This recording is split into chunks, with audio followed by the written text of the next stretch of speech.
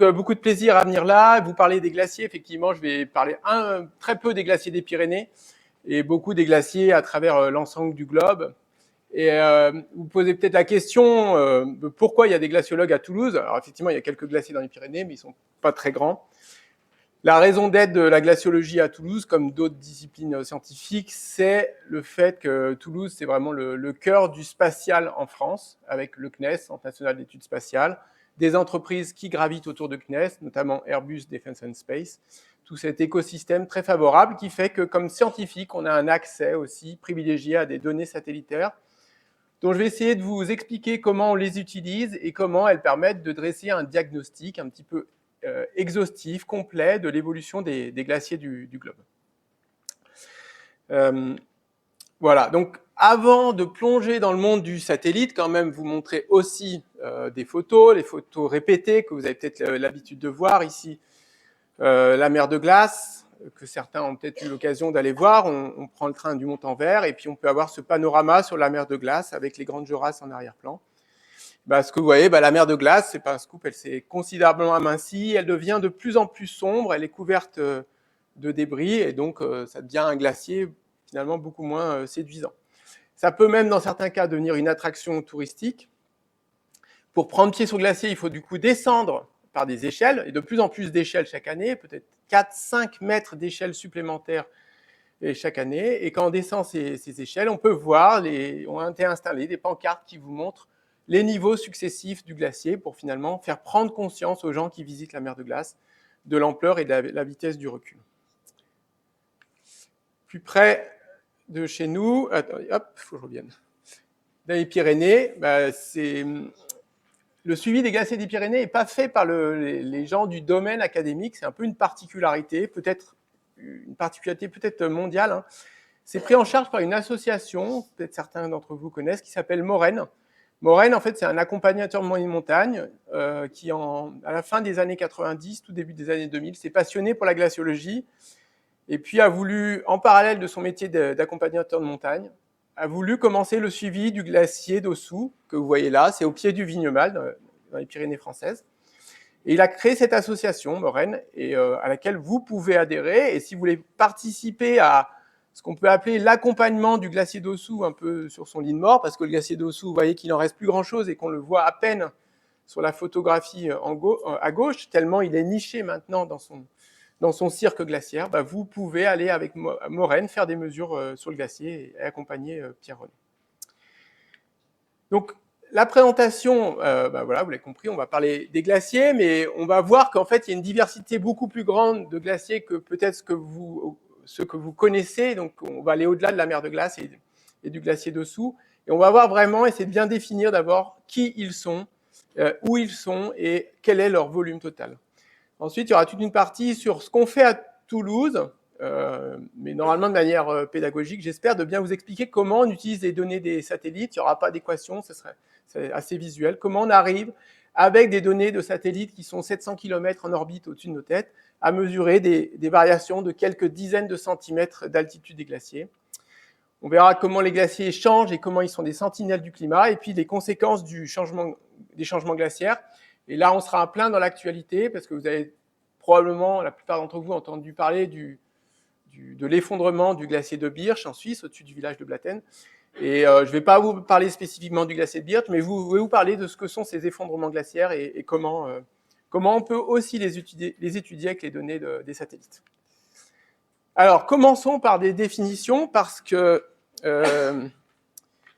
pas plus tard qu'hier, bon, vous étiez tous là, mais pour ceux qui n'étaient pas là, vous étiez peut-être sur France 2 où il y avait une émission sur les océans avec notre président interviewé.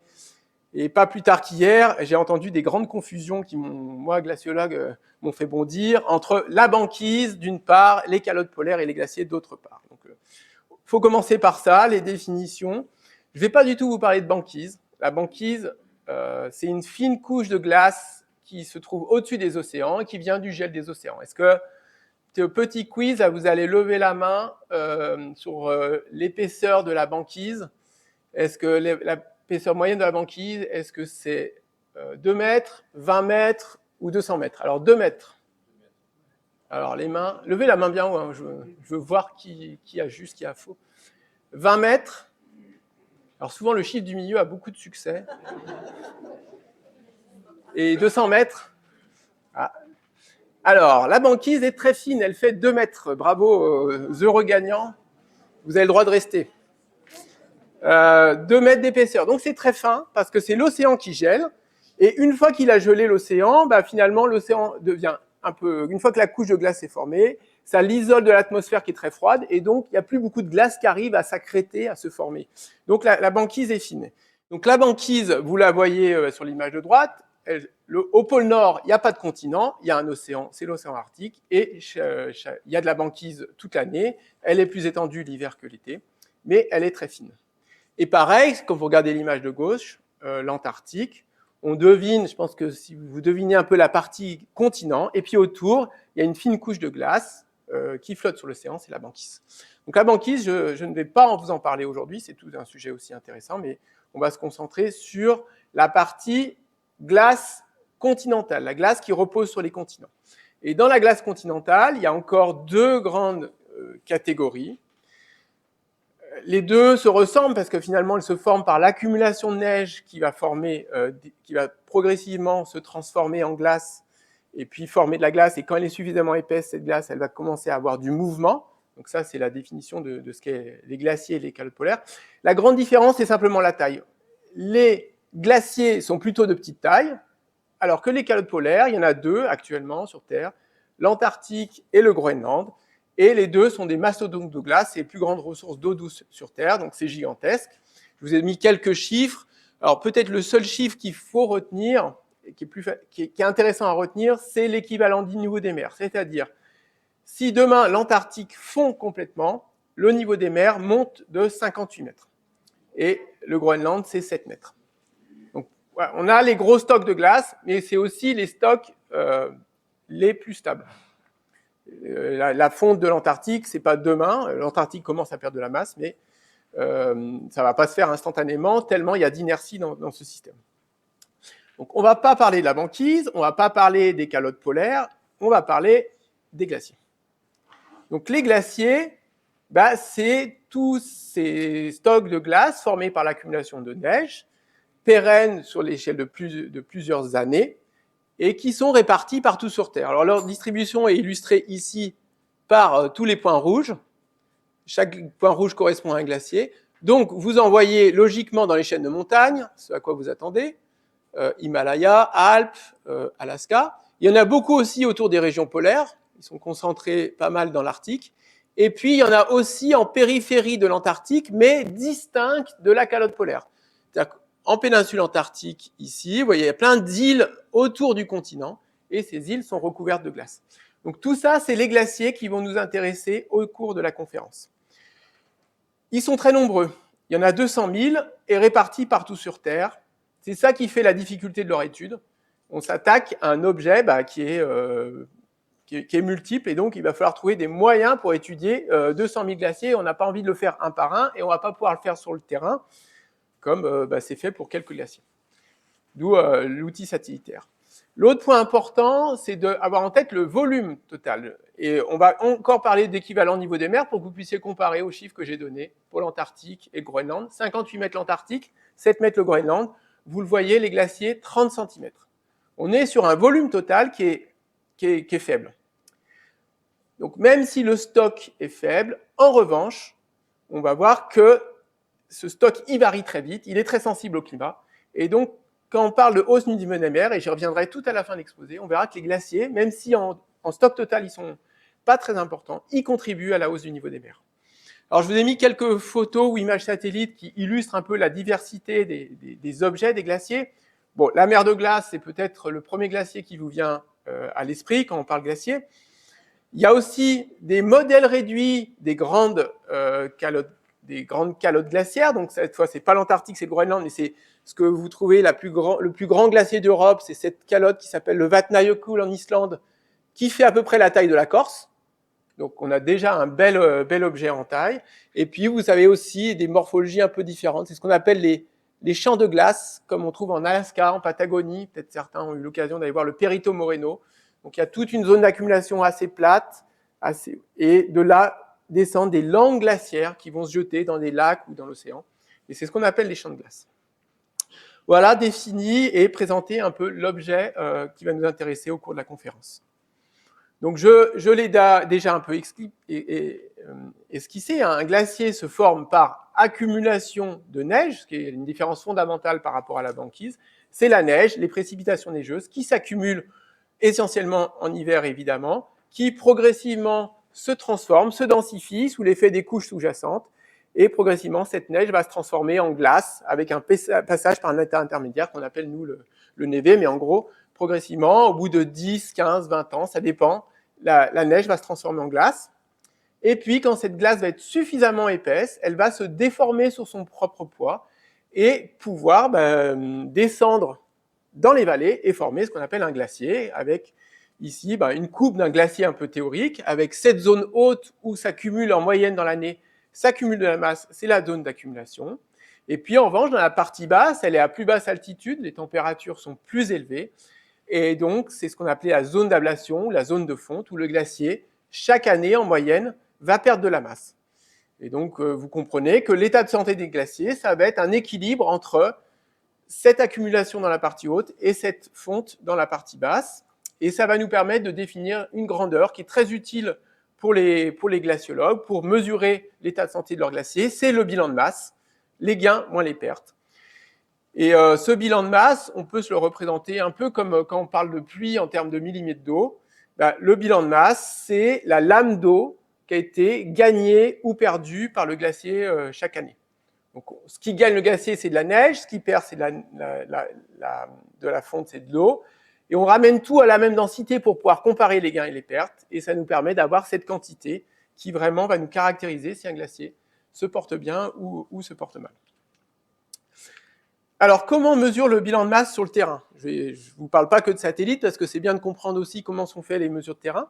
Et donc, je reprends l'exemple des travaux qui sont faits par l'association Morenne, mais les mesures, les protocoles de mesure sont similaires un peu partout sur Terre, et dans les Alpes, les collègues de Grenoble font aussi les mêmes mesures sur un certain nombre de glaciers. Alors évidemment, pas tous les glaciers, parce que les mesures demandent du temps, de l'énergie et de l'argent, et du coup, on va se limiter à un certain nombre de glaciers. Donc il y a deux grands types de mesures. Les mesures d'accumulation, que vous voyez en haut, où on va extraire une carotte de neige et de névé, pour mesurer toute la quantité de neige qui s'est accumulée, qui a commencé à se transformer, qui s'est accumulée au cours d'une année. Donc, on a à la fois la hauteur, et puis il faut peser cette carotte, c'est ce que vous voyez sur l'image de droite, avec une petite balance. Il faut peser les éléments de cette carotte pour connaître la densité de cette neige qui a commencé à se transformer, et ainsi avoir l'équivalent en eau, la quantité d'eau vraiment qui a été apportée au glacier. Ça, c'est la partie accumulation. L'autre partie, c'est la partie mesure de la fonte dans la partie basse. Donc cette fois, dans la partie que j'appelais avant la zone d'ablation. Alors là, on est obligé d'anticiper ce qui va se passer au cours de l'année, puisque c'est une zone où le glacier va perdre de la masse, donc une fois que c'est perdu, c'est un peu trop tard pour aller mesurer ce qui a été perdu. Donc il va falloir anticiper, et donc typiquement en septembre, octobre de l'année N-1, l'année précédente, on va aller installer des balises, des jalons à l'intérieur du glacier. Donc ça se fait avec ce que vous voyez à gauche, c'est une sonde à vapeur qui produit de la vapeur, qui permet de percer dans le glacier jusqu'à 6 mètres, 8 mètres, 10 mètres, 12 mètres, parfois plus si la fonte est vraiment très forte. Et à l'intérieur de ce trou, on va installer des jalons, des balises qui font 2 mètres chacun, et qui, un an après, quand on va revenir, on va pouvoir mesurer la quantité de balises qui a été perdue par le glacier, qui va donner donc l'épaisseur totale du glacier qui a été perdu. Donc là, typiquement, sur cet exemple-là, vous avez 1, 2, 3 balises de 2 mètres, plus l'émergence de cette balise. Donc typiquement, à cet endroit-là, le glacier dessous a perdu entre 7 et 8 mètres d'épaisseur de glace au cours de l'année. Et donc ces mesures sont faites en différents points du glacier pour avoir l'échantillonnage le plus représentatif. Et puis après, on fait le bilan de tout ça et on sait si au cours de l'année, le glacier a perdu ou gagné de la masse.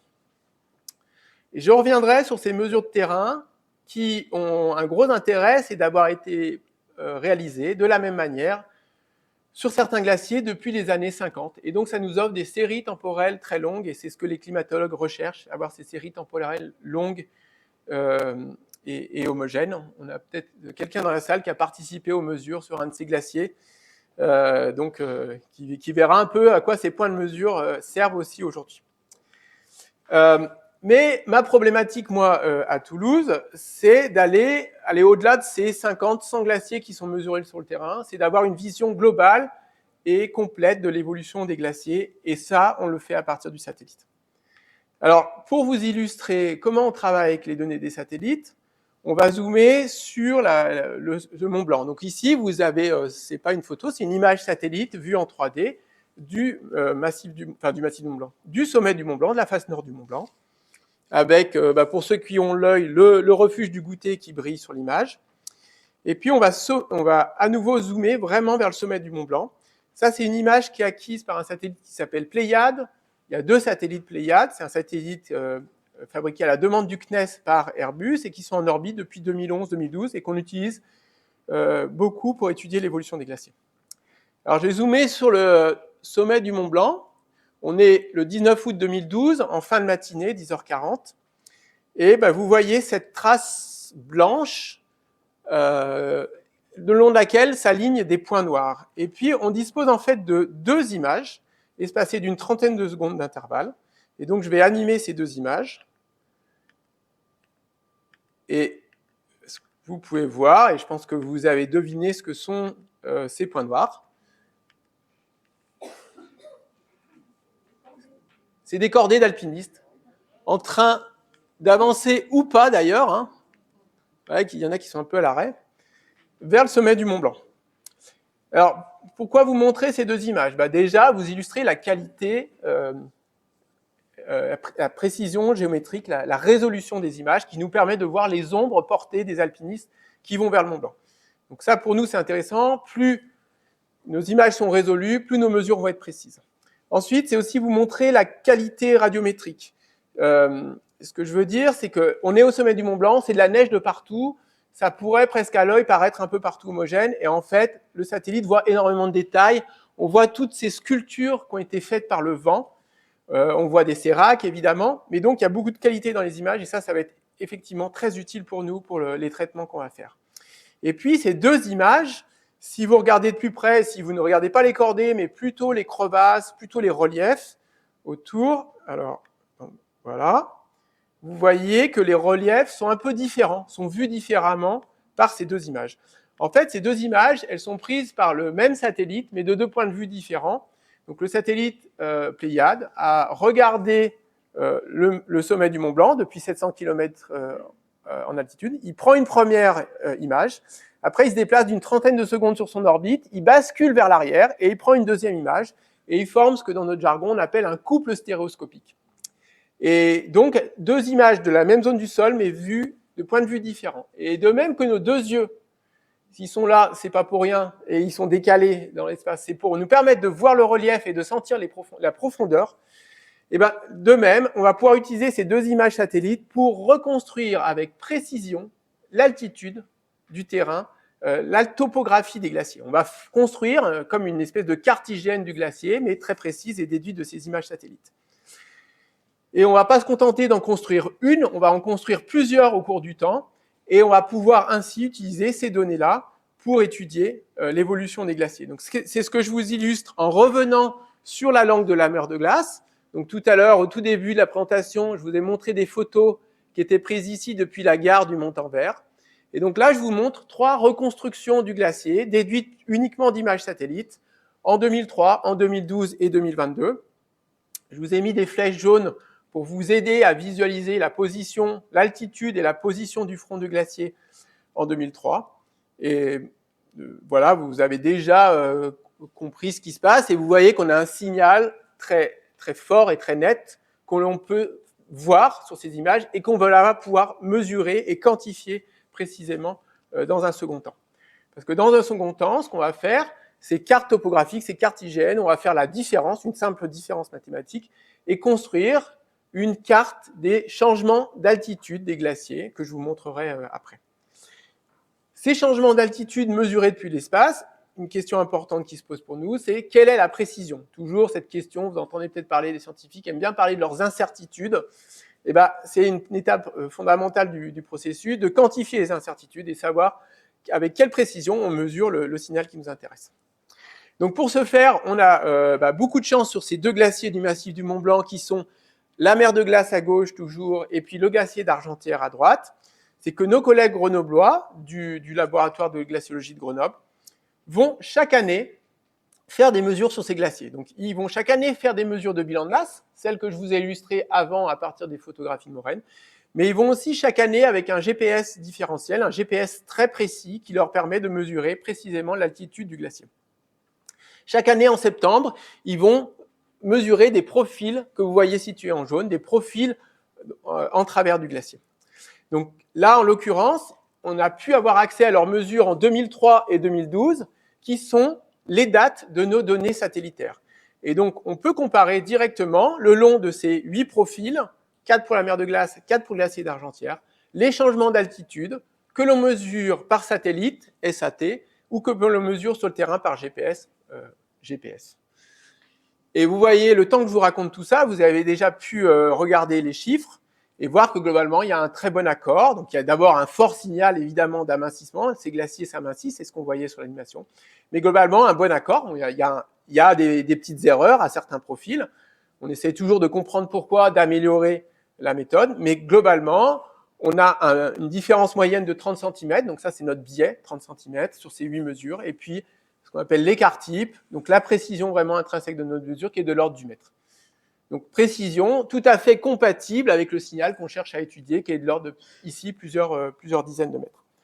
Donc voilà, maintenant qu'on a qualifié la précision de nos mesures satellitaires, on va pouvoir du coup les utiliser pour mesurer le bilan de masse, notre Graal, notre état de santé du glacier, à partir de données satellitaires.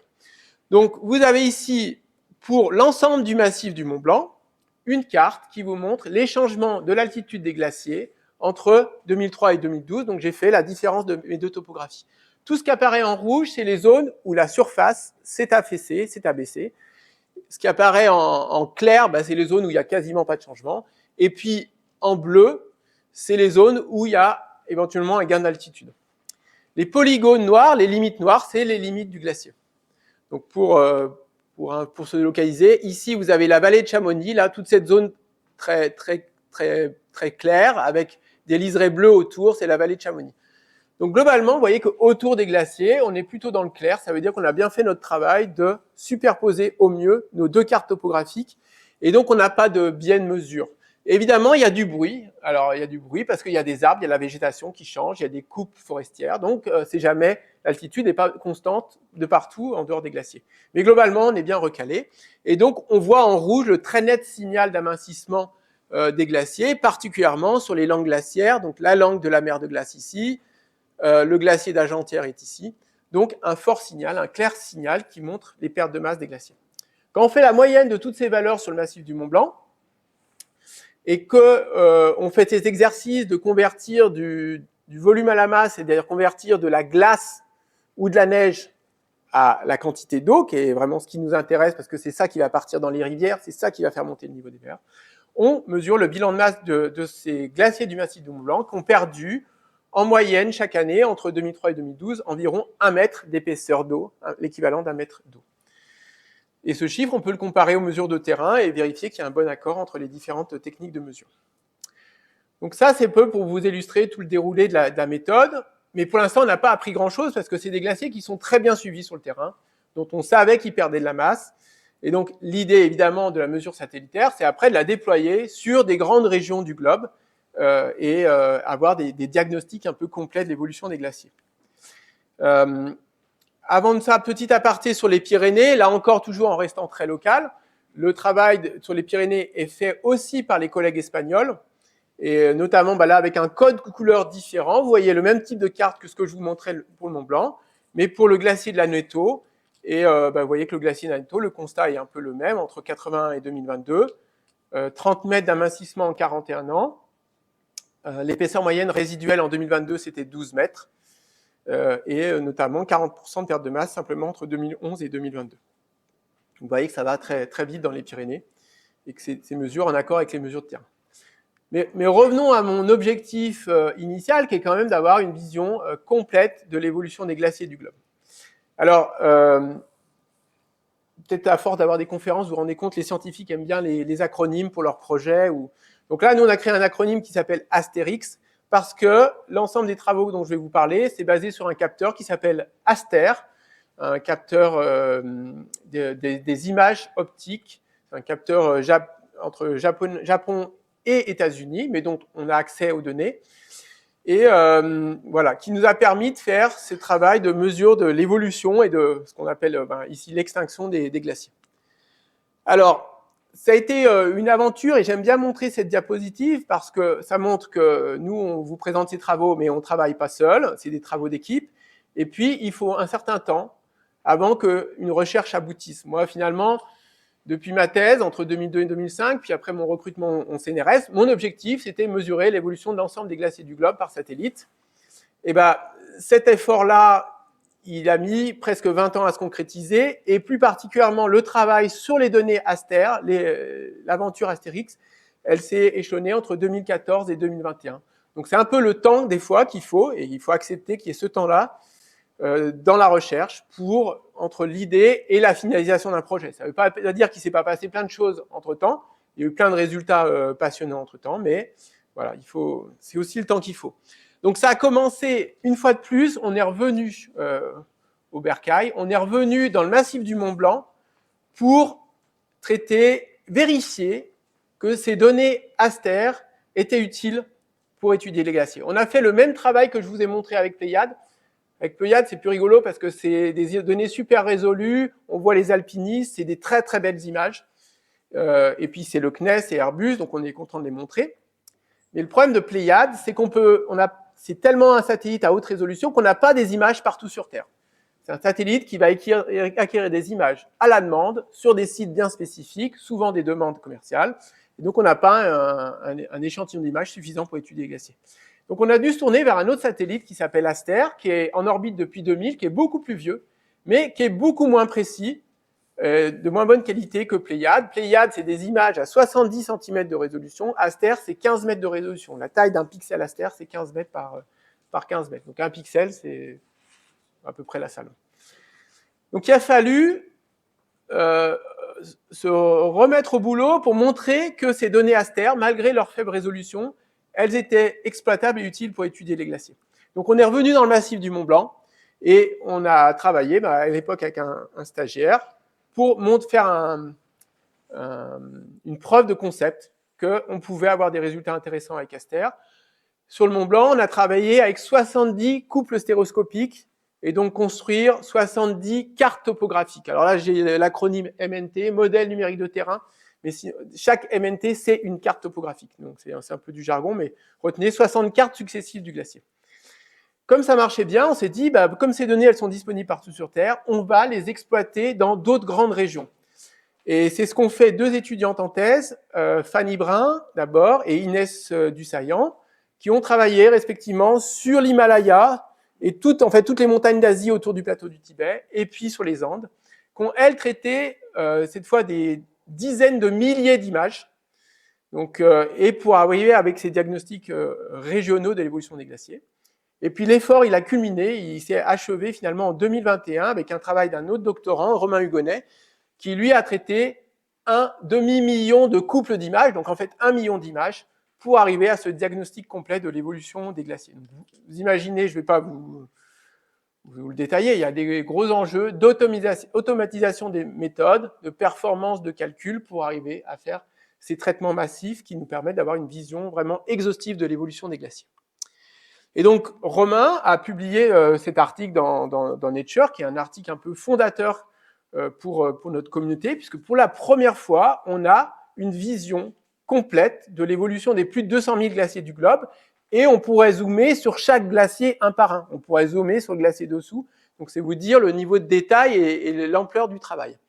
Et ça permet de construire cette carte globale de l'évolution des glaciers. Donc à nouveau, ce que je vous montre, c'est un taux de variation d'altitude des glaciers. Donc c'est un taux moyen sur cette période de 20 ans, entre 2000 et 2019. Partout où c'est rouge, c'est que les glaciers s'amincissent. et où il y a un petit peu de bleu. Alors, je peux vous guider, hein, le seul endroit où il y a un petit peu de bleu, éventuellement on pourra en reparler, hein, c'est cette zone du Karakorum et du Kunlun, au sud et à l'ouest du plateau du Tibet. C'est le seul endroit finalement où les glaciers sont stables ou gagnent un petit peu de masse sur cette période. Sinon, partout ailleurs, c'est du rouge, toutes les régions glaciaires perdent de la masse, mais vous voyez qu'aussi il y a des contrastes importants, ce qui, a posteriori, quelque part, on s'y attendait, mais justifie un peu nos efforts. Si tous les glaciers répondaient de la même manière et fondaient à la même vitesse, bon, ce serait un petit peu décevant et il n'y aurait pas beaucoup d'intérêt à avoir une étude aussi complète et exhaustive. Vous voyez, par exemple, intéressant de voir, c'est dans les Alpes, aux moyennes latitudes, où la fonte est la plus forte, ou au sud de l'Arctique. Le sud de l'Arctique canadien, le sud du Groenland, l'Islande, là encore, les vitesses sont très fortes, quasiment aussi fortes que ce que je vous ai montré dans le Mont Blanc, quasiment 1 mètre de glace qui disparaît chaque année. En revanche, quand on regarde le nord de l'Arctique, dont on entend souvent parler comme la région qui se réchauffe le plus vite sur Terre, et c'est vrai, l'Arctique se réchauffe 3-4 fois plus rapidement que l'ensemble des régions du globe en moyenne. Et pourtant, les glaciers, alors certes, ils fondent, mais ils fondent un peu moins vite qu'aux latitudes tempérées ou qu'au sud des régions arctiques. Donc, il y a plein de choses intéressantes dans cette carte. Cette carte, elle nous permet ensuite de faire des grandes sommes par grande région. Et c'est ce qu'on fait ici. On va pouvoir, par très grande région glaciaire, mesurer la perte de masse. Alors, si je prends un exemple ici, je prends l'Alaska. Donc, ça veut dire qu'entre 2000 et 2020, les glaciers d'Alaska ont perdu un peu 66 milliards de tonnes de glace par an. Alors, ce chiffre, il évoque pas grand-chose. Ce qu'on peut, c'est parler du chiffre global. Le chiffre global, c'est 266 milliards de tonnes par an. Ça vous évoque toujours pas grand-chose. L'équivalent, c'est 3 piscines olympiques qui fondent chaque seconde et qui partent dans l'océan. C'est ça l'équivalent de ce taux de perte de masse. C'est aussi équivalent, une autre image que j'aime bien utiliser, c'est la France métropolitaine, recouverte de 60 cm de glace chaque année. Et toute cette glace, elle fond et elle part dans l'océan. Voilà, ça, c'est un peu l'équivalent de la perte de l'ensemble des glaciers du globe. Et on y reviendra à la fin. On peut convertir ce chiffre de perte totale en équivalent de hausse du niveau des mers. Et j'y reviendrai à la fin. Et vous saurez du coup d'où vient ce chiffre à la fin. Alors, ces chiffres en valeur absolue, ils sont quand même pas super parlants. Donc, peut-être plus parlant, c'est de dire en relatif, en 20 ans, quelle est la proportion des glaciers qu'on prend à l'état initial en 2000, quelle est la part des glaciers qui a disparu. Et donc, c'est ce que vous voyez ici, tous ces pourcentages vous indiquent la proportion qui a fondu. Donc, si on prend le grand perdant dans cette affaire, hein, c'est l'Europe centrale. Donc, l'Europe centrale, c'est les Alpes et les Pyrénées, mais c'est surtout les Alpes parce que les Pyrénées comptent très peu dans cet ensemble. Vous voyez, un tiers du volume des glaciers alpins a disparu entre 2000 et 2019. Les chiffres actualisés, maintenant, si je prolongeais jusqu'à 2024, avec une étude récente parue au début de l'année, on est à 39% aujourd'hui, tellement les dernières années ont été aussi déficitaires. Vous voyez qu'une fois de plus, les grands perdants, c'est plutôt les latitudes tempérées, parce qu'à la fois, on a vu avant, la vitesse de fonte est très rapide, et d'autre part, le stock initial de glace, il est plus faible, par rapport aux régions polaires où les glaciers sont beaucoup plus épais, ou même en Himalaya où les glaciers sont beaucoup plus épais.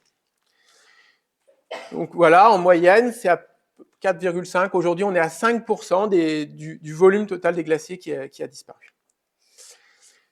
Alors, donc ça, c'est les diagnostics qu'on peut faire en termes de perte de masse, mais finalement, comment relier ça aux évolutions du climat? Et la question que vous pourriez me poser à ce stade, mais oui, pourquoi les glaciers font des pertes de la masse? Vous avez peut-être un peu la réponse déjà, mais je veux vous montrer, c'est aussi l'idée, moi j'aime bien dans la conférence, c'est aussi montrer la démarche scientifique et comment on arrive au résultat, et pas seulement vous amener le résultat comme ça. Donc on va quitter le monde du satellite et on va revenir aux mesures de terrain telles que je vous ai montré sur le glacier dessous. Et donc il y a quand même pas mal de glaciers qui ont fait l'objet de mesures de terrain depuis les années. En Suisse, ça a même commencé au tout début du XXe siècle, 1910, sur le Glaridon-Föhn. Mais globalement, il y a beaucoup de mesures qui ont commencé dans les années 50-60, et notamment en 1957, il y a eu l'année géophysique internationale, qui a été un peu un initiateur de suivi de glaciers dans pas mal de régions du globe. Alors avec le bémol, là on a l'impression qu'il y en a un peu partout. Quand même, les séries longues et qui datent des années 50, c'est surtout dans les Alpes et surtout dans l'ouest des États-Unis et du Canada. Donc c'est pas un échantillon représentatif de l'ensemble du globe, donc il faut garder ça en tête dans l'analyse des données. Mais donc, l'intérêt de ces mesures de terrain, et ce qu'on ne sait pas encore très bien faire par satellite, c'est que ça nous permet de vraiment séparer ce qui se passe en hiver et ce qui se passe en été, parce que les glaciologues vont sur le terrain à la fin de l'hiver, typiquement en avril-mai dans les Alpes ou dans les Pyrénées, faire le bilan de l'accumulation hivernale, et puis ensuite ils retournent à la fin de l'été pour voir quel était l'impact de la fonte estivale. Et donc on peut vraiment séparer ces deux mesures. Et donc je vais vous montrer ces courbes qui vous donnent toujours cette mesure de l'état de santé du glacier qui est le bilan de masse au cours du temps. Et donc ici, c'est la moyenne d'une cinquantaine de glaciers pour lesquels on a des mesures continues au cours du temps. Donc là, je commence par le bilan de masse annuel, la moyenne sur l'année. Alors, le bilan de masse annuel, vous voyez qu'il était quasiment équilibré au début de cette période de mesure, l'année 60-70. Et puis, ce n'est pas une surprise par rapport à tout ce que je vous ai expliqué depuis le début et les images de recul des glaciers. Les bilans de masse ont tendance à être de plus en plus négatifs. Et sur la fin de la période, on retrouve des bilans de l'ordre de moins 1 mètre équivalent d'eau. Donc, on retrouve cette lame d'eau de 1 mètre perdue que je vous ai montré, par exemple, pour le massif du Mont Blanc. Donc ça, c'est juste une révision. Vous êtes au point, vous avez juste révisé ce que vous savez déjà. Mais par contre, l'intérêt de ces mesures de terrain, c'est de séparer ce qui se passe donc en hiver et en été. Donc voilà les mesures hivernales, encore à nouveau la moyenne pour toute une série de glaciers répartis un peu partout sur le globe. La valeur est positive, ça ne vous surprend pas, c'est la période d'accumulation hivernale, donc les glaciers gagnent de la masse, un gain qui est un peu supérieur à entre 1 et 2 mètres d'équivalent en eau, donc il faut imaginer plutôt en moyenne 3-4 mètres de neige qui s'accumulent. Mais ce que vous voyez, ce qui est vraiment intéressant, c'est qu'il n'y a quasiment pas de tendance au cours du temps. La courbe est quasiment stable, voire légère augmentation. J'y mettrai pas ma main au feu, mais globalement, c'est stable. Donc, peu de variations d'accumulation hivernale. Et donc, vous me voyez venir avec les bilans estivaux, en rouge, qui sont négatifs. Et évidemment, s'il y a une tendance sur la moyenne annuelle, il faut bien qu'elle vienne de quelque part, et donc elle vient des bilans estivaux. Et donc les bilans estivaux sont négatifs, mais sont de plus en plus négatifs au cours du temps. Si la fonte estivale augmente, si ces bilans sont de plus en plus négatifs, on le sait par les mesures de terrain, c'est directement lié à l'augmentation de la température. Et donc ce qu'on voit là, c'est l'explication à la perte de masse des glaciers. On comprend que ce n'est pas lié à une chute de l'accumulation neigeuse, ce qui était une hypothèse qu'on ne pouvait pas invalider au départ, mais bien qui est liée à une augmentation de la température et donc une augmentation de la fonte des glaciers. Alors il y a peut-être des petits signes cabalistiques qui sont perdus, mais ce n'est pas grave. On sait que l'essentiel aujourd'hui, alors selon les études, 90%, 100% de l'augmentation de cette fonte estivale est liée au réchauffement global. Et le réchauffement global est, lui, lié aux activités humaines. Le dernier rapport du GIEC nous dit que l'intégralité du réchauffement global est liée aux activités humaines. Et donc, finalement, c'est bien les activités humaines qui sont responsables de la fonte des glaciers. On n'en est pas à l'intégralité de la fonte des glaciers qui est liée aux activités humaines, parce que les glaciers ont quand même un certain temps de réponse. Dans les années jusqu'à 1850, on a connu une période assez froide qu'on a appelée le petit âge de glace. On est sorti du petit âge de glace pour des raisons naturelles, et les glaciers ont perdu de la masse d'abord pour des raisons naturelles, juste une réponse à une variation naturelle du climat. Et comme les glaciers ont pas mal d'inertie, ils continuent légèrement à répondre à ce réchauffement d'origine naturelle. Donc il y a une petite part de leur perte de masse aujourd'hui qui s'explique pour des causes naturelles. Mais l'essentiel s'explique par des facteurs anthropiques et liés à l'impact des gaz à effet de serre sur le climat. Alors, comme pour beaucoup de variables climatiques, on fait des exercices de projection parce que un des enjeux, c'est de connaître notamment la hausse future du niveau des mers à l'échéance de 2100. Et donc, comme les glaciers sont un des contributeurs à cette hausse du niveau des mers, on utilise toute notre connaissance, toutes ces observations d'évolution des glaciers, les observations sur le terrain, les observations satellitaires, pour arriver à vérifier et calibrer des modèles numériques, des modèles mathématiques qui représentent l'évolution future des glaciers sous l'effet de la hausse de la température.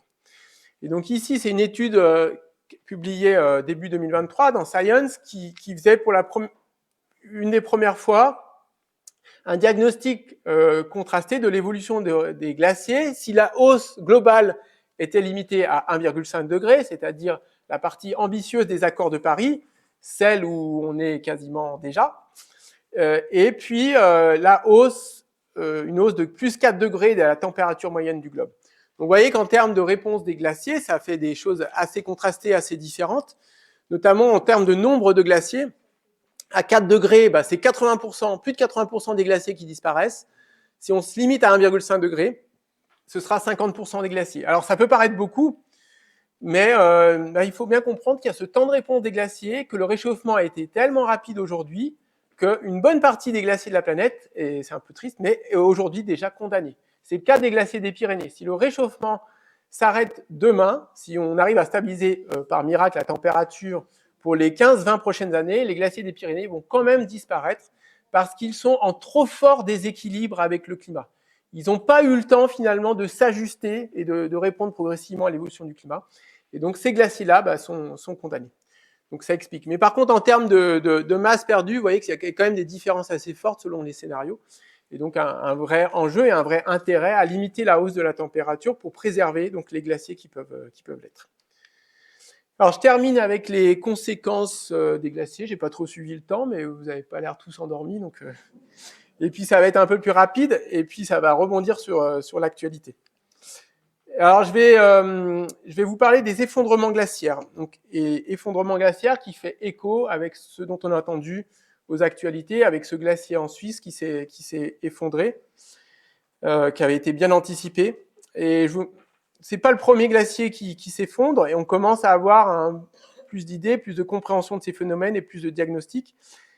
Alors, par satellite, ou alors il y a aussi une mode, c'est tout le monde a un téléphone portable et tout le monde filme ce qui se passe autour de lui. Et des fois, c'est une vraie source d'information scientifique. Parce que finalement, en tout cas avant ce glacier de Birch, on connaissait des effondrements glaciaires dans nos données satellitaires, mais on avait toujours du mal à se présenter l'importance, l'intensité et vraiment qu'est-ce qui se passe au cours d'un tel effondrement. Et donc là, c'est une vidéo qui a été prise en juillet 2022 au Kyrgyzstan et que je vais vous laisser découvrir.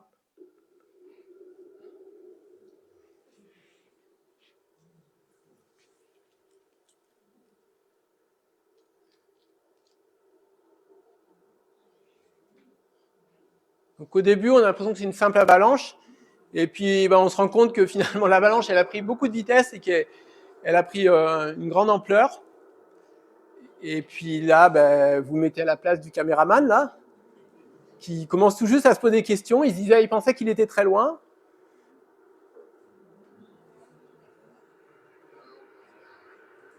Donc là, il a dit « Oh God !»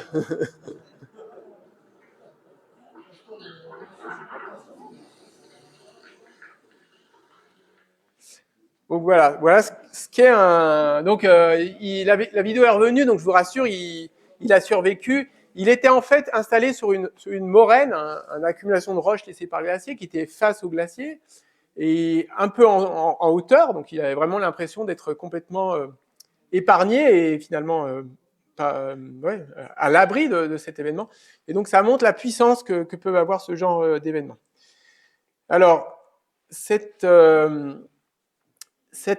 événement, je vais vous donner un peu des chiffres encore, j'essaie de ne pas trop en donner, mais cet événement, gardez en tête, c'est environ 1 million de mètres cubes de glace qui s'est effondré. C'est un petit effondrement. Mais vous avez vu, c'est quand même spectaculaire.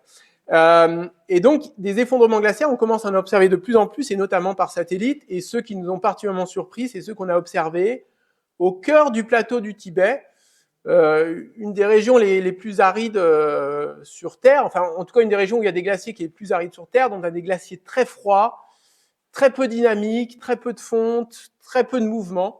Donc, des glaciers un peu tristes finalement pour le glaciologue. On a l'impression qu'il n'y a pas grand-chose qui se passe. Et puis voilà, ces glaciers vus en vue 3D en 2015. Et voici le même paysage en octobre 2016. Donc vous voyez qu'il y a deux glaciers de belle taille qui se sont effondrés, qui ont perdu direct, en l'espace de quelques secondes, quelques minutes, ont perdu 40% de leur volume. Alors séparés dans le temps, hein, les deux on l'ont pas fait simultanément, ça aurait été quand même assez incroyable, mais ils se séparaient de seulement quelques mois. Un en juillet, l'autre début octobre. Donc ça, c'est aussi assez surprenant. Ils ont la même morphologie, la même forme, ils se retrouvent aussi dans le même environnement climatique. Je vous avoue qu'on ne comprend pas trop les causes, mais ça conduit à ces volumes de neige, de glace et de terre qui ont été transportés, qui sont vraiment importants. Alors, je passe, là c'était la vidéo. Avec nos techniques de mesure des glaciers, dont je vous ai parlé depuis le début, de comparaison de cartes topographiques, on peut faire ces cartes de changement d'altitude. DH, c'est le changement d'altitude. Donc le code couleur, je ne sais pas s'il est très réussi, mais en tout cas, il est noir, les zones qui s'affaissent beaucoup, et jaune, les zones qui ont gagné d'altitude. Donc on voit très bien toutes ces parties des glaciers là qui se sont brutalement effondrées, et donc ça correspondait à une très forte chute d'altitude, puisqu'en dessous, il ne reste plus que le lit rocheux. Et donc, vous voyez les volumes mis en jeu, on est quasiment 100 fois plus fort pour chacun par rapport à la vidéo que je vous ai montrée avant. Donc, on n'a pas de vidéo de l'événement, mais imaginez les dégâts que pourraient causer de tels événements. Alors, au centre du plateau du Tibet, heureusement, il n'y a personne qui habite, il n'y a pas eu de victimes, il y a eu des troupeaux de yaks qui ont été ensevelis et qui ont disparu, mais heureusement, il n'y a pas eu beaucoup de victimes.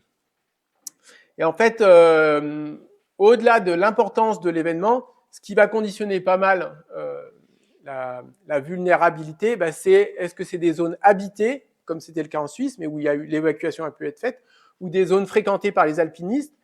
Et là encore, il y a eu un autre petit effondrement glaciaire, alors de toute petite taille. Donc cette fois, c'est 65 000 mètres cubes, donc c'est vraiment petit, hein, c'est 1000 fois plus faible que ceux qu'on vient regarder sur le plateau du Tibet. Et pourtant, c'était en juillet 2002 sur la Marmolada, peut-être certains d'entre vous s'en souviennent. Et là, c'est arrivé au mauvais moment de la journée où toutes les cordées d'alpinistes, je ne sais plus si elles montaient ou elles descendaient. Je crois qu'elles descendaient parce que j'ai un petit doute. En tout cas, ils étaient juste à l'aval de cet effondrement de glace. Et donc, il y a eu beaucoup de victimes. D'où, vous comprenez l'intérêt, l'importance de suivre ces objets glaciaires qu'on ne comprend pas très bien. Hein. On est loin de savoir prédire ces effondrements glaciaires. On suspecte des liens avec le changement climatique, parce que le changement climatique, c'est plus de fonte, c'est plus d'eau, et potentiellement des instabilités des glaciers, mais il faut vraiment les comprendre et les étudier. Alors, une autre conséquence et un rôle important que jouent les glaciers, c'est le rôle de château d'eau naturel. Nos glaciers, vous avez bien compris leur fonctionnement au début, hein, ils stockent la neige en hiver, et puis la restituent sous forme d'eau en été, au printemps, et surtout en été, au moment où justement on en a besoin, où les écosystèmes, où les rivières en ont besoin. Et donc actuellement, finalement, ce rôle de château d'eau, ils le jouent à plein régime, les glaciers, parce qu'ils fondent très vite, donc ils donnent plus d'eau aux rivières finalement que même ce qu'ils accumulent en saison hivernale. Et donc un enjeu, pour nous, glaciologues, c'est de prévoir dans les différentes régions du globe, déjà être capable de dire quelle est la part de l'eau des rivières qui vient vraiment des glaciers, pour qu'on soit capable de se projeter dans 100 ans et dire le jour, dans cette chaîne de montagne, il n'y aura plus de glaciers ou quasiment plus de glaciers, comment vont évoluer les débits des rivières. Donc là, c'est un travail qui a été fait par un collègue anglais à l'échelle de toutes les hautes montagnes d'Asie, toujours cette région périphérique au plateau du Tibet. Et donc, chacun de ces camemberts que vous voyez là correspond à une rivière. Donc, vous avez les rivières très connues, Indus, Gange, Brahmapoutre, mais aussi plein de plus petites rivières. Et les couleurs dans les camemberts, le bleu clair, c'est l'eau qui vient directement de la pluie, la précipitation et l'eau qui ruisselle et qui vient dans la rivière. Le bleu foncé, c'est la part de l'eau des rivières qui vient de la fonte des glaciers. Alors, vous voyez que c'est très contrasté, très différent. Quand on est dans les zones du Népal et du Bhoutan, en zone de mousson, les glaciers fondent en plein été quand il fait chaud, c'est logique, mais c'est aussi le moment de la mousson, où il y a beaucoup d'eau dans les rivières, parce que c'est le moment où il tombe énormément de pluie. Et donc l'eau des glaciers est complètement diluée dans les rivières, donc le rôle de château d'eau est très faible. Quand vous entendez les glaciers sont la source d'eau de 2 milliards de personnes sur Terre, il faut que ça fasse tilt, c'est pas tout à fait vrai. Il y a des régions où il y a des glaciers qui fondent, mais en fait, leur eau, elle n'arrive pas au bon moment de l'année, et c'est pas le moment où on a besoin. En revanche, il y a d'autres régions, comme l'Asie centrale, que vous voyez ici, où la part des camemberts, qui est en bleu foncé, est beaucoup plus importante. Et là, c'est ces régions-là où les glaciers jouent un rôle de château d'eau. C'est là qu'il y a de l'eau qui va manquer quand les glaciers seront plus là. Et ce qu'a fait le collègue anglais, c'est que là, il a regardé une année normale en termes de précipitation, une année moyenne. Et il a refait l'exercice de regarder la proportion de l'eau des rivières qui vient des glaciers, mais cette fois, si on prend une année de sécheresse et le mois d'août. Donc, le fond de carte change parce que c'est les pluies, donc les pluies, c'est beaucoup plus rouge, il y a beaucoup moins de pluie, mais c'est surtout ce qui nous intéresse, nous, c'est les couleurs des camemberts. Et vous voyez que le paysage est vraiment différent. Si on est au mois d'août, une année de sécheresse, vous avez certaines rivières pour lesquelles l'intégralité de l'eau de la rivière provient de la fonte des glaciers. Il n'y a plus de pluie, il n'y a plus de neige autour des glaciers qui fondent, donc l'eau vient des glaciers. Et donc c'est ça qui illustre vraiment ce rôle de château d'eau des glaciers, et c'est à ça qu'il faut se préparer quand les glaciers auront disparu ou auront reculé de manière importante. Donc c'est ces rivières-là qui sont fortement menacées. Donc pour venir sur ce chiffre de 2 milliards de personnes, c'est les personnes sur Terre qui dépendent des montagnes pour leur alimentation en eau. Mais les montagnes ont cette vertu d'augmenter la pluie, la précipitation. Donc il pleut plus sur les montagnes qu'ailleurs, donc ça fait de l'eau de pluie qui ruisselle, qui vient dans les rivières et qui apporte de l'eau aux gens. Et les montagnes, elles sont souvent couvertes de neige une bonne partie de l'hiver, et c'est de l'eau qui arrive aussi aux populations au printemps. Et puis il y a les glaciers. Mais donc 2 milliards, c'est pas les glaciers, c'est l'ensemble des montagnes. Et les glaciers, c'est bien un moment de l'année où ils sont importants, et c'est certaines régions du globe, parce que là même, vous voyez, même une année de sécheresse et le mois d'août, dans la partie népalaise, c'est pas crucial. Et dernière conséquence, et après on pourra discuter et prendre des questions si vous en avez. Les glaciers sont donc un des contributeurs à la hausse du niveau des mers. Je vous disais au début, c'est un stock petit, 30 cm de hausse du niveau de la mer, mais les glaciers fondent très vite, et donc ils contribuent de manière importante à la hausse du niveau des mers. La hausse du niveau des mers qu'on mesure précisément par satellite, c'est une des activités phares de notre laboratoire à Toulouse, au Légos, de mesurer le niveau des mers et voir la hausse du niveau des mers. Elle est très bien mesurée par satellite depuis 1993, depuis le lancement d'un satellite qui s'appelle Topex Poséidon. Et vous voyez que la période, sur cette période de 30 ans, on la mesure précisément, mais elle va en s'accélérant. Donc on atteint quasiment 5 mm par an de hausse du niveau des mers, contre 2,3 au début de la période. Donc il y a cette accélération de la hausse du niveau des mers, et tout un travail de la communauté scientifique, c'est de comprendre les causes de cette accélération, quels sont les différents contributeurs. Donc moi, mon job là, au quotidien, c'est d'avoir la meilleure précision sur ce chiffre, et puis de pouvoir le prolonger dans le temps, et puis remonter dans le passé si possible. Et puis il y a toute une série de collègues qui travaillent sur les calottes polaires, d'autres qui travaillent sur le réchauffement, la dilatation thermique, et puis enfin d'autres qui travaillent sur les eaux continentales. En général, ils mettent un X à eau. Je suis désolé pour l'erreur, mais eau continentale, c'est-à-dire le pompage dans les nappes phréatiques, pour l'irrigation notamment. À force de pomper dans les nappes phréatiques un peu partout sur Terre, c'est de l'eau qui, au final, via les rivières, va se retrouver dans l'océan. Et donc, vous voyez que le principal facteur, c'est le réchauffement des océans. L'océan se réchauffe, se dilate. Un deuxième facteur, c'est les deux calottes polaires, surtout le Groenland et à 1 degré moins l'Antarctique. Et puis, facteur numéro 3, donc les 200 000 glaciers sur Terre qui fondent.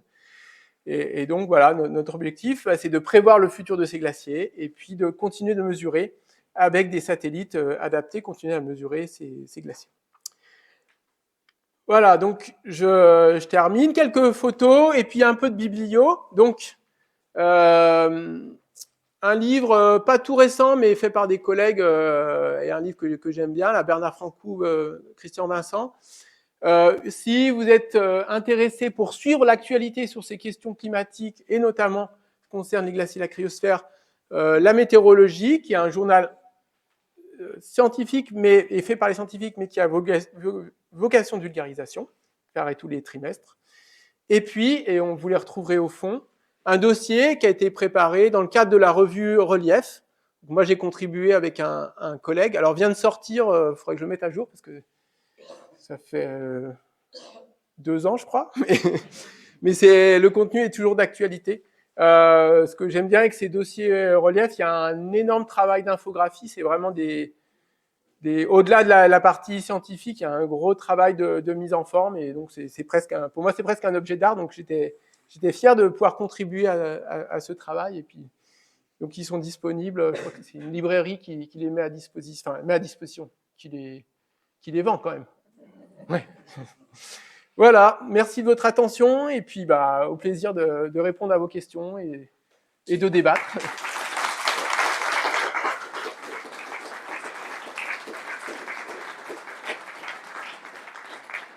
Une toute petite question qui est-ce que la qualité de la neige qui tombe sur les glaciers, en particulier les températures hivernales ou les températures printanières, est-ce que ça a une influence sur la formation des couches de neige pour devenir de la glace, ou c'est simplement de l'eau temporaire, enfin qui vient de la neige temporaire, qui fondra vite?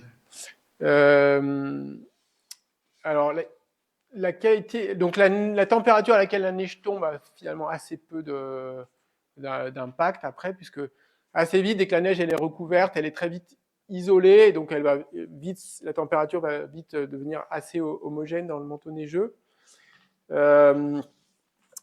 Et ce qui est fondamental, par contre, c'est l'altitude de la limite pluie-neige, qui va déterminer, ça, je pense que vous le vivez en regardant les montagnes au-dessus de chez vous, mais c'est ça qui va déterminer finalement la phase de la précipitation, est-ce que c'est de la neige ou de la pluie. Et donc, c'est ce qu'on appelle un peu les rétroactions. Donc, non seulement les glaciers fondent plus en été parce que la température estivale augmente, donc directement cet effet sur la fonte, mais aussi, notamment aux saisons intermédiaires, il y a moins d'accumulation de neige parce que ce qui tombait sous forme de neige, comme les isothermes zéro sont de plus en plus hauts, va tomber sous forme de pluie. Et si la pluie est un peu chaude, non seulement c'est pas de la neige qui s'accumule, mais en plus cette pluie, elle peut faire fondre le glacier parce qu'elle apporte de l'énergie finalement en étant à 0 degré. Et après, la température, la température, elle est très variable en fonction de l'altitude. Donc en profondeur, les glaciers, je ne l'ai pas dit, mais la plupart des glaciers qu'on regarde, on les appelle tempérés. À distinguo des glaciers froids. Ça vous fait peut-être bizarre de parler de glaciers froids. Donc un glacier tempéré, c'est un glacier qui est à 0 degré. En fait, si vous allez dans la mer de glace et que vous faites une mesure de température en profondeur, toute la glace est à 0 degré.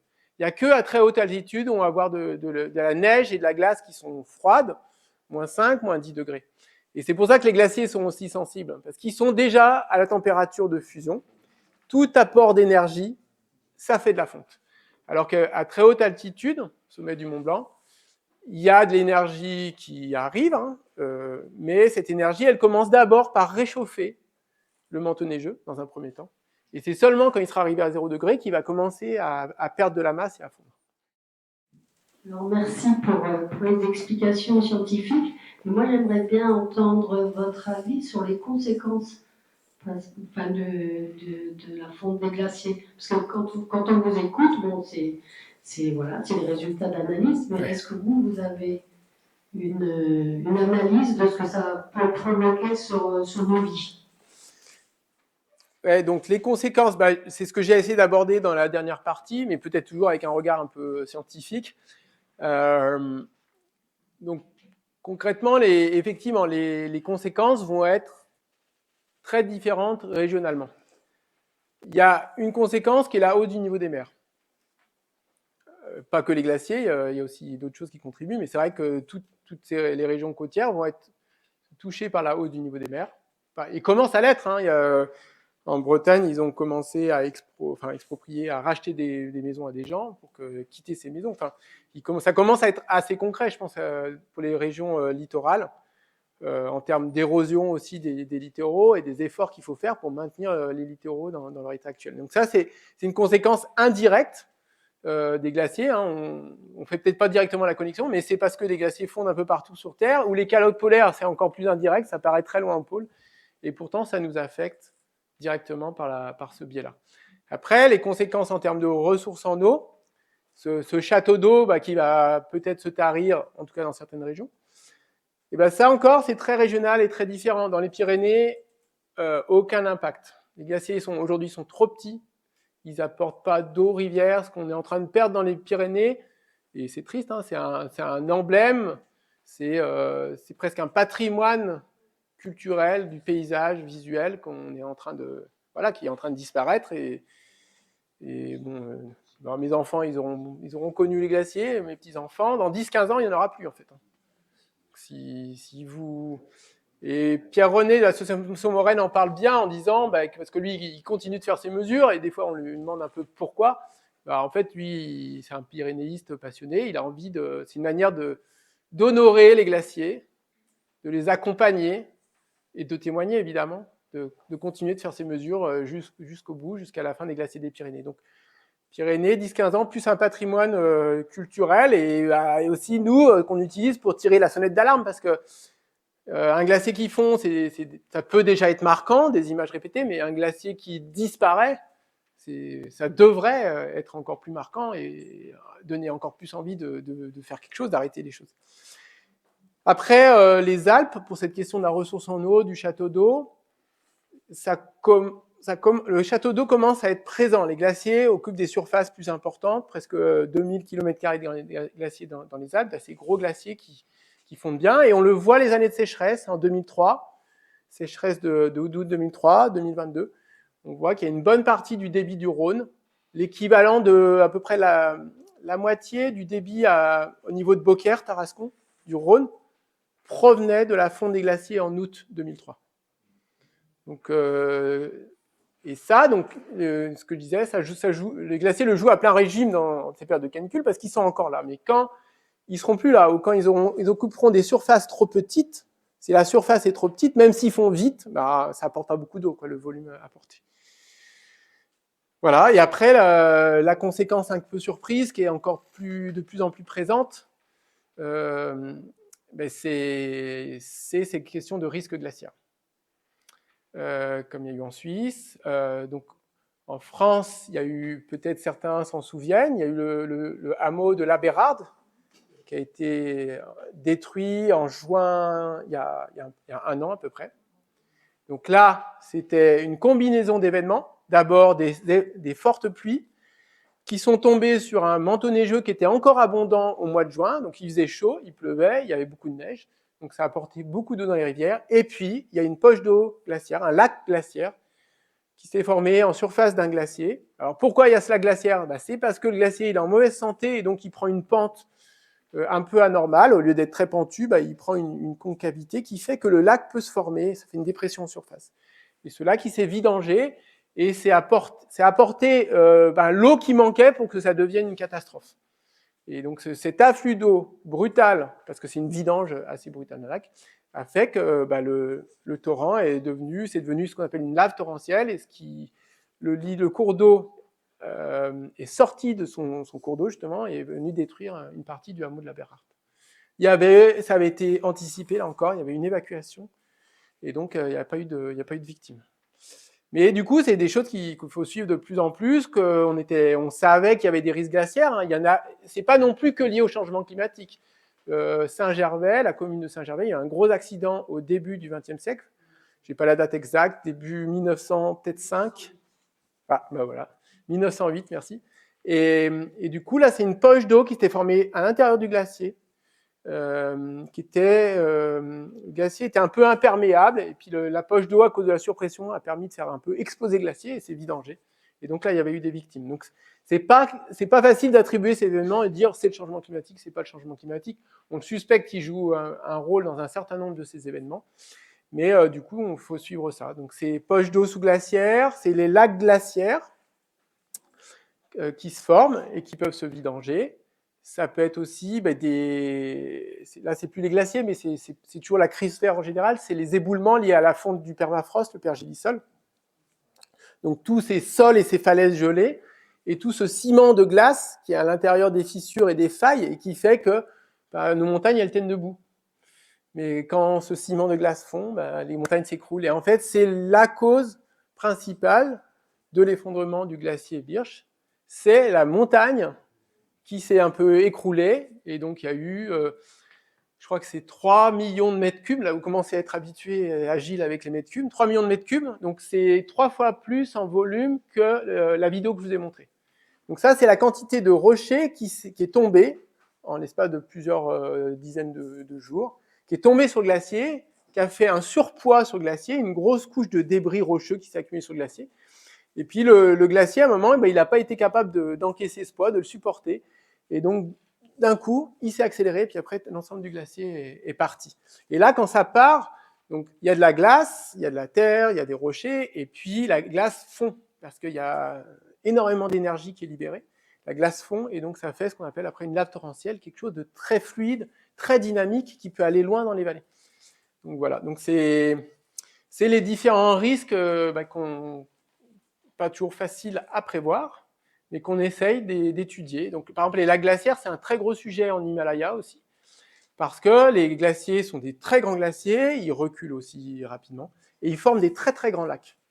Et donc, il y a tout un enjeu d'arriver à identifier quels sont les lacs dangereux, et d'installer aussi des systèmes d'alerte des populations, parce que souvent en Himalaya, il y a un peu de temps de réagir, parce que les lacs, ils sont perchés à 5000 mètres d'altitude. Les populations ne sont pas forcément à ces altitudes-là, plutôt plus bas. Et il faut quand même un certain temps pour que, même si ça paraît, c'est très brutal, il faut quand même un certain temps pour que cette lave torrentielle, plusieurs minutes. Donc il y a tout un travail d'aller, enfin là c'est pas nous les scientifiques, on peut nous demander notre avis, mais c'est plutôt des autorités nationales qui vont essayer de mettre en place des systèmes d'alerte pour que les populations soient mises au courant s'il y a rupture du barrage qui retient l'eau de ce lac, qu'il y ait des systèmes qui alertent et que les gens puissent le plus vite possible monter. Ils ont la possibilité de s'échapper en montant sur les flancs de montagne, parce qu'on est quand même dans les zones de montagne, et échapper en fait au lac torrentiel. Ça n'empêchera pas les destructions, mais ça peut sauver des vies. Donc voilà les risques et voilà un peu le panorama des conséquences principales en fait. Et en quoi ça... Et après, ça doit aussi être...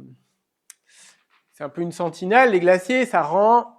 moi, j'aime bien aussi dire que ça rend visible l'invisible. C'est-à-dire que, bon, la hausse de la température, c'est peut-être moins vrai maintenant. On commence à les sentir, les vagues de chaleur. Hein. Mais peut-être il y a 10 ans, cette hausse de température qui atteignait 1 degré, c'était parfois difficile pour les gens de la percevoir parce que 1 degré de hausse, c'est beaucoup moins que nuit, jour, c'est beaucoup moins que hiver, été.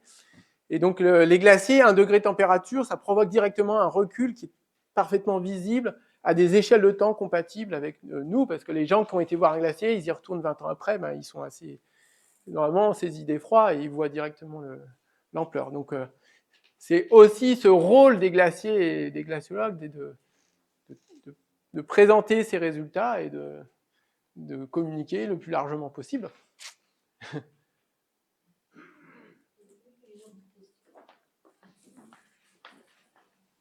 Après, gardez-la. Alors, ce n'est pas une question que je vais poser, c'est des témoignages. J'ai travaillé en tant que glaciologue en 70-71, c'est un peu vieux, hein, et j'ai travaillé sur le glacier de Saint-Sornin, comme j'ai dit aux collègues, dans les Alpes.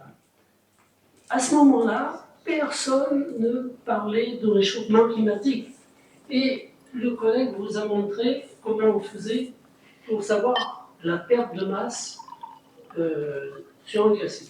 On plante des balises qui sont articulées avec une petite chaîne en morceaux comme ça, de 2 mètres à peu près, je crois que c'est 2 mètres. Ouais, 2 mètres. Et de différentes couleurs.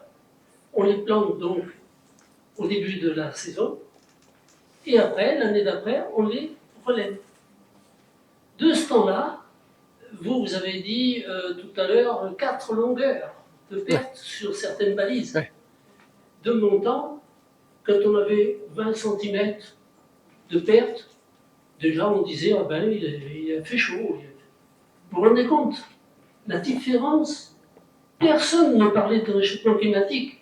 Nous avions un collègue qui n'était pas dans notre labo, mais que tout le monde a connu comme politicien, c'était M. Allègre, qui lui, carrément, pour lui, ça n'existait pas le réchauffement. Hein. Ça n'a jamais existé d'ailleurs après, parce qu'il n'a pas voulu se déjuger. Et maintenant, quand je revois les glaciers des Alpes, dont celui sur lequel j'ai travaillé, je peux vous dire, je suis atterré. Atterré. Et puis les gens ne se rendent pas compte qu'en plus, la montagne, c'est quelque chose de vivant. Et en ce moment, la montagne, eh bien, elle vit très mal. Nous vivons dans les Hautes-Alpes en une partie de l'année, puisque je suis originaire de là-bas, et chaque année, je peux vous dire, on voit des éboulements de plus en plus énormes et nombreux. Que ça en devienne dangereux, très dangereux pour les alpinistes, les skieurs, etc. On a plein de voies dans les Alpes dans les Alpes du Sud qui ont été complètement fermées. Aux écrins, en particulier, on parle des écrins et à la neige, ce qui est le cas, les guides ne veulent plus emmener des personnes parce que c'est trop dangereux. On voit les effondrements, mais c'est invraisemblable. J'ai assisté l'année dernière, avec mon épouse, à un effondrement de rocher qui a duré 1h30.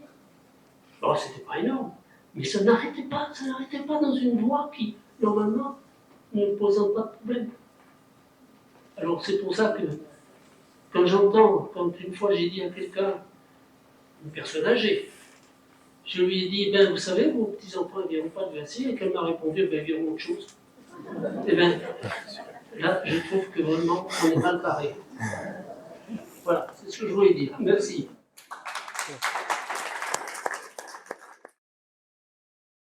Alors une question peut-être un peu naïve. Dans la glace, il n'y a rien, il n'y a aucune vie. Si, ouais, il y a de la vie. Il y a... Parce que quand vous parlez des glaciers comme quelque chose un peu anonyme, enfin, je ne sais pas, c'est pas vraiment anonyme, mais il n'y aurait rien. Oui, parce que moi, là, ce qui m'intéresse, c'est plus la partie physique, quoi. Donc, il y a pas mal de collègues qui s'intéressent effectivement à la vie et la biologie qui peut se développer dans la glace. Notamment, il y a beaucoup d'algues. Des algues qui peuvent se former, alors qui jouent un rôle aussi sur leur fonte. On voit des fois des photos, enfin, on peut le voir, des glaciers tout rouges. Ça, c'est parce que c'est des algues rouges qui se développent. Et effectivement, ces algues, elles se développent à partir du moment où il y a un peu d'eau. Donc, quand la fonte a commencé, elles arrivent. Plus il y a d'eau, plus elles se développent. Et le souci avec ces algues, c'est que quand elles sont là, elles noircissent. Elles rendent le glacier plus sombre. Et donc, le glacier absorbe d'autant mieux les rayons du soleil. Plus c'est clair, plus c'est blanc, plus ça réfléchit. Et plus c'est sombre. Et ces algues rouges ont la faculté, finalement, d'augmenter la quantité de rayonnement solaire que va capter le glacier. Donc, elles ne le protègent pas vraiment. Et après, il y a beaucoup de gens qui s'intéressent à l'environnement périglaciaire et à l'eau qui vient des glaciers. Les glaciers ont cette vertu de faire de l'eau de fonte à 0 degré, ce qui fait que tous les torrents de montagne sont comme ça, tempérés à des températures très basses et assez constantes finalement, parce qu'il y a toujours cet apport d'eau très froide. Et donc il y a des espèces qui dépendent de cette eau très froide. Et donc, il y a plein de biologistes qui s'intéressent à ça et de se demander aussi comment ces espèces vont pouvoir s'adapter quand il y aura moins d'eau qui vient des glaciers. Merci, monsieur, pour cette brillante conférence, d'abord. Donc, une question simple à laquelle vous vous attendez sûrement ce soir. Pourquoi l'Arctique se réchauffe beaucoup plus que le reste des autres régions du globe? Est-ce que c'est parce que il est beaucoup plus peuplé, l'hémisphère nord est beaucoup plus peuplé que le sud, et par quel mécanisme?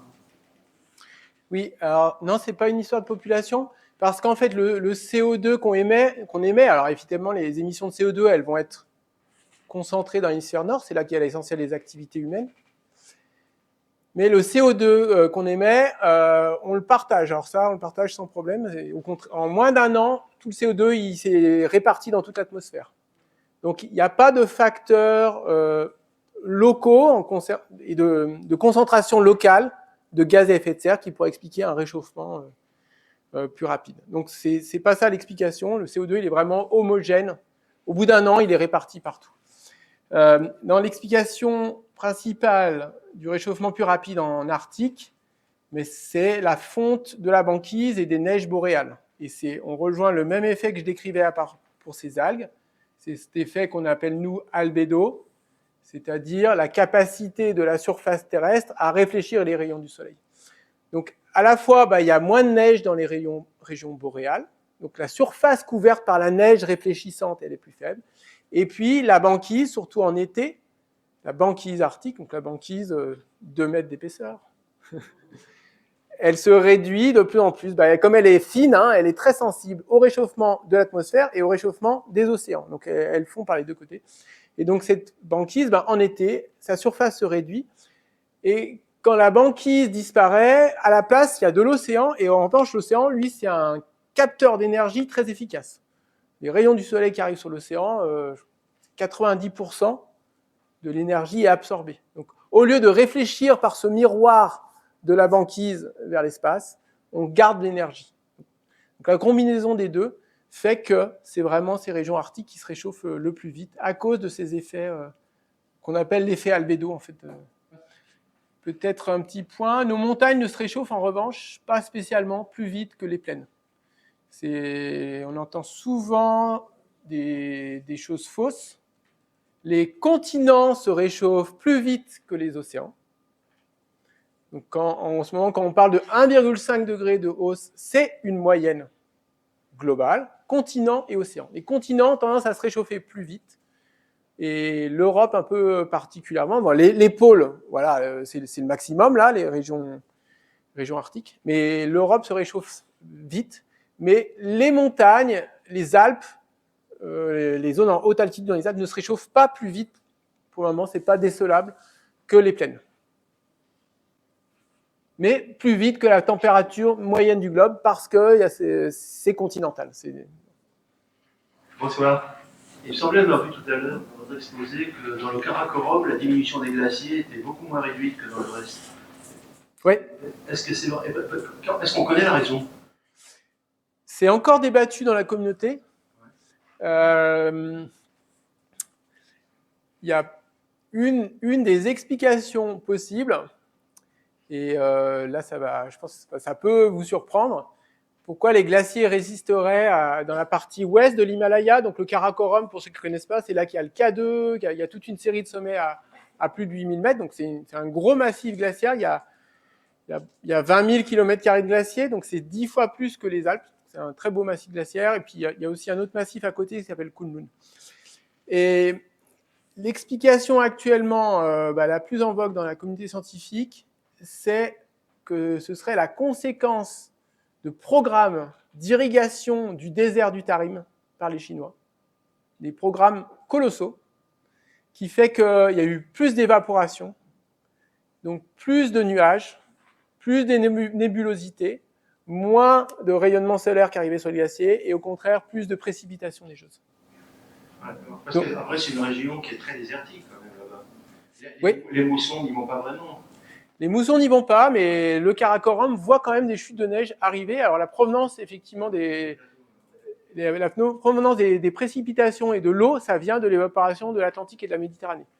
Et par les courants d'ouest en hiver, les jets d'ouest, ça amène de l'humidité dans ces régions-là.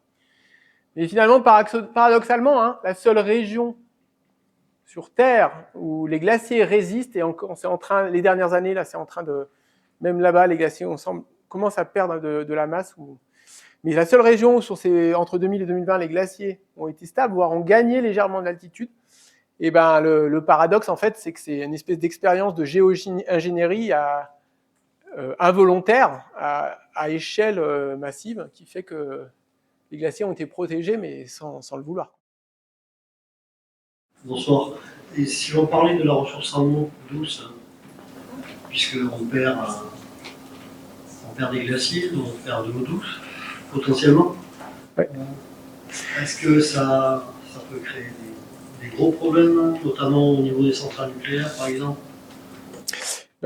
Ouais, donc un peu ce que j'expliquais tout à l'heure, effectivement, dans les Alpes, sur les périodes de canicule et de sécheresse, c'est le moment où les glaciers des Alpes vont jouer un rôle dans le débit du Rhône, du Rhin. Et j'ai un chiffre en tête comme quoi serait, une bonne partie, je crois 50% de l'eau du Rhône sert à refroidir les centrales nucléaires quand même. Donc c'est vrai que c'est des vrais enjeux parce que les glaciers servent aussi parce que c'est de l'eau froide au point de fusion, donc quelque part elles permettent de maintenir les rivières à des températures acceptables. Donc, c'est beaucoup plus efficace pour refroidir avec une eau froide qu'une eau qui n'a pas été refroidie, quoi. Logique. Pardon? Ah bah après quand c'est rejeté, oui, ouais, quand c'est rejeté, c'est échauffé. Mais l'eau qui est puisée en amont est un peu moins chaude du fait qu'elle vient des glaciers et qu'elle était au départ à 0 degré. Pardon? On perd de l'eau au fur et à mesure que les Bah, glaciers diminuent. les glaciers perdent de la masse, et après, donc cette eau, elle transite par les rivières. Finalement, les rivières, c'est juste un lieu de transit. C'est un réservoir, enfin, c'est pas un réservoir, c'est plutôt un lieu de transit de l'eau. Et toute cette eau qui est perdue par les glaciers, bah, après, elle se retrouve dans l'océan et elle fait monter le niveau des mers. Donc, et c'est vraiment, voilà, dans les rivières, c'est juste un flux finalement.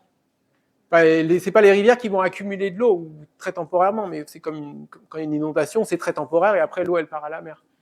Pour l'irrigation. Et oui, donc il y a pas mal d'activités humaines qui dépendent de la disponibilité de l'eau dans les rivières en été.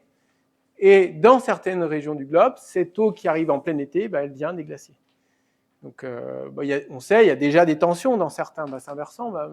Monsieur vient des Alpes du Sud, le lac de Serpenson, sa gestion, c'est tous les étés, c'est un vrai enjeu. Comment on va répartir l'usage de l'eau entre activités récréatives, irrigation pour les cultures, activités hydroélectriques. Donc, ça crée plein de tensions. Donc, moins il y a d'eau, plus il y a de tensions.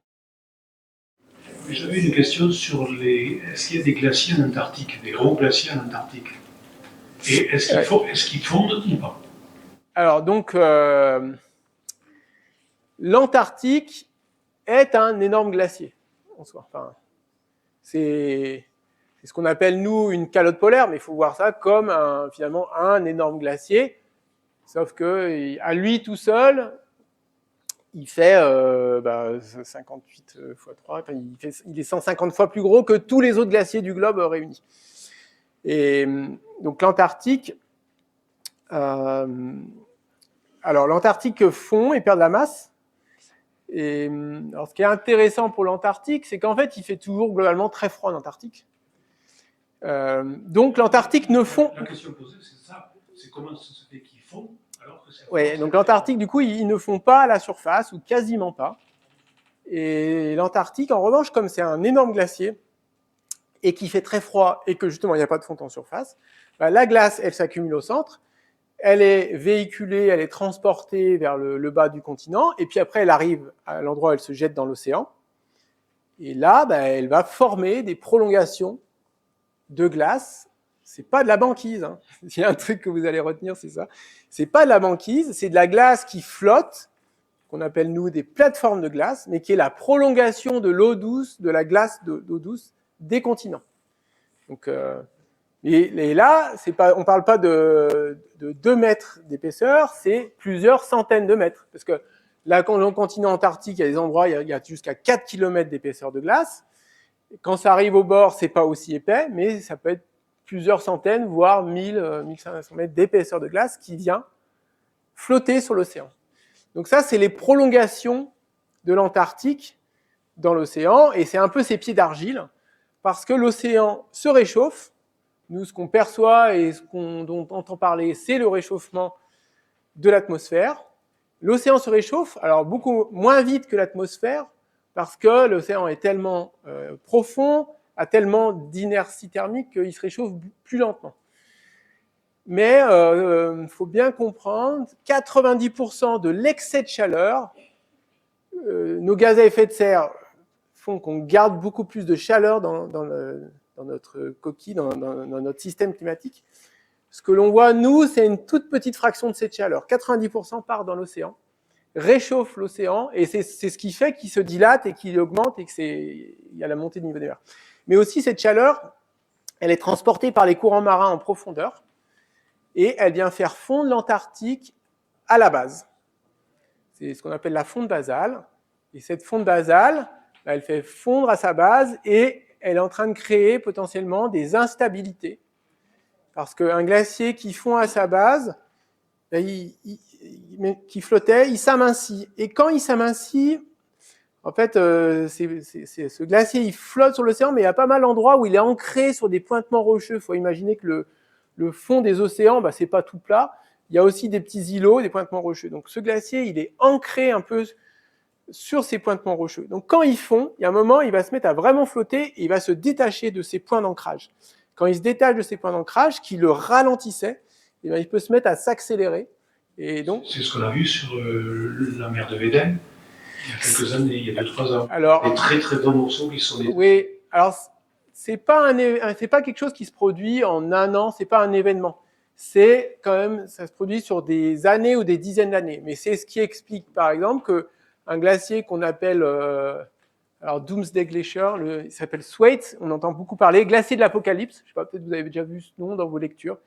C'est un gros glacier en Antarctique qui commence à s'accélérer et on sait aujourd'hui que s'il s'accélère, c'est parce qu'il fond à la base et qu'il est un peu libéré de ce verrou qui le maintenait et qui le bloquait. Donc, il n'est pas poussé, il est tiré. Il est tiré, ouais. Le fait que les océans aient un volume plus important, suite à ce que vous venez d'expliquer, est-ce que ça va majorer le volume de précipitation suivant l'évaporation et ce qu'on nous a appris à l'école? Alors, peut-être pas tant le volume lui-même de l'océan, mais par contre le fait qu'il soit plus chaud, l'évaporation va être accrue et facilitée.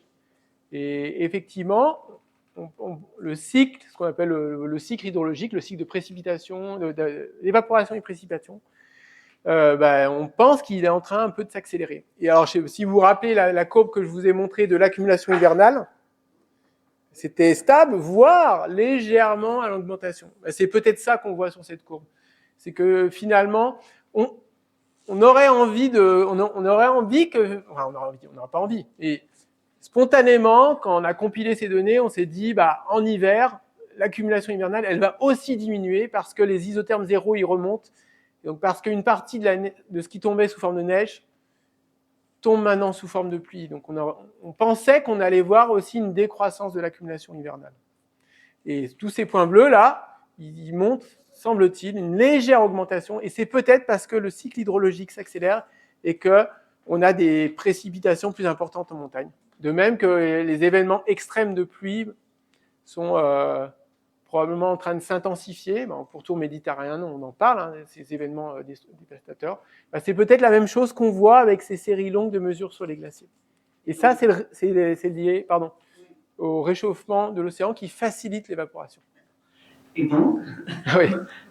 Vous faites un constat, on comprend le pourquoi des choses, mais est-ce qu'à un moment donné, des gens travaillent sur les solutions pour justement récupérer cette eau potable avant qu'elle n'arrive aux océans? Je dis n'importe quoi, mais j'imagine que je donnerais une note positive, quoi. Oui. Alors, il y a des petites expérimentations encore locales, plutôt un peu autochtones, de construire des stupas.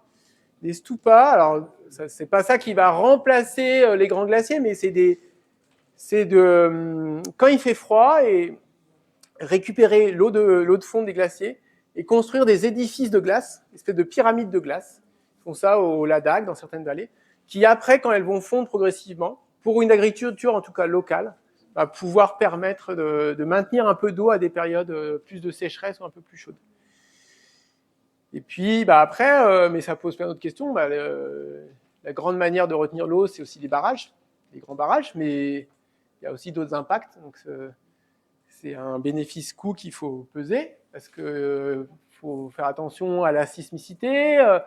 Des grands barrages, il y en a eu en Chine, hein, il y a des fois des villages ensevelis pour faire un grand barrage. Donc il y a ça comme option, mais à peser.